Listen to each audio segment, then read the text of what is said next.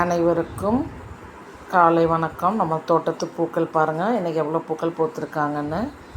நம்ம இந்த பூக்கள்லாம் பூக்கிறதுக்கு நம்ம அடிக்கடிக்கு நீர் உரங்களும் திட உரங்களும் கொடுத்துட்ருக்கோம்.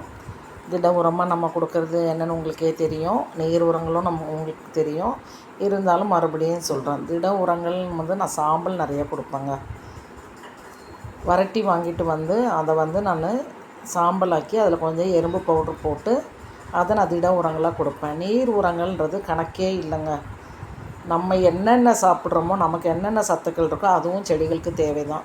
அதே மாதிரி நம்ம வீட்டில் என்ன யூஸ் பண்ணாலும் அதில் நான் கொஞ்சம் மாவு எடுத்துருவேன்.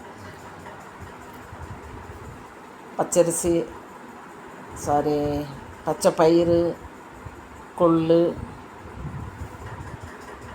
கம்பு, கேழ்வரகு, அவல், கருப்பு உளுந்து, சிகப்பரிசி, கருப்பரிசி, வரகரிசி, குதிரைவாளி அரிசி, மாப்பிள்ளைவாளி அரிசி, சம்பா ரவை, எது நம்ம வீட்டில் நான் டிஃபனுக்கு யூஸ் பண்ணாலும் அதை அரைச்சிட்டு கொஞ்சம் நான் புளிக்க வச்சுருவேன்.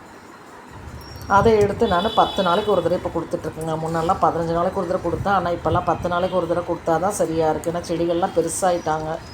அப்படியே இன்றைக்கி கொஞ்சம் கட் பண்ணி விடலாம். ஓவர் ஹைட்டாக இருக்காங்க, நிறைய செடியை கட் பண்ணிடலான்னு சொல்லி கட் பண்ணிகிட்ருக்கேன். நல்லா ஸ்ட்ராங்காக இருக்காங்க, கட் பண்ணவே முடியல. இருந்தாலும் கட் பண்ணிட்டேங்க. ஏன்னா பெருசாக மரம் மாதிரி வந்துட்டுருக்காங்க.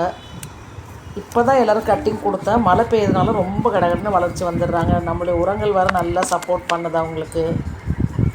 அதே மாதிரி வெங்காயத்தோல், வெஜிடபிள்ஸ் தோல், ஃப்ரூட்ஸு எதுவாக இருந்தாலும் அந்த தோலை தண்ணியில் ஊற வச்சு கொடுக்குறது, அந்த தோலெல்லாம் அரைச்சிட்டு அதெல்லாம் செடிங்களுக்கு கொடுக்குறது, இந்த மாதிரிலாம் கொடுக்குறதுனால நம்ம செடியின் வளர்ச்சிகள் அதிவேகமாக வளர்ந்துட்டுருக்கு. நீங்களும் ட்ரை பண்ணுங்கள், சப்ஸ்கிரைப் பண்ணுங்கள், லைக் பண்ணுங்கள், கமெண்ட் பண்ணுங்கள். வீடியோ முடிச்சுக்கலாமா?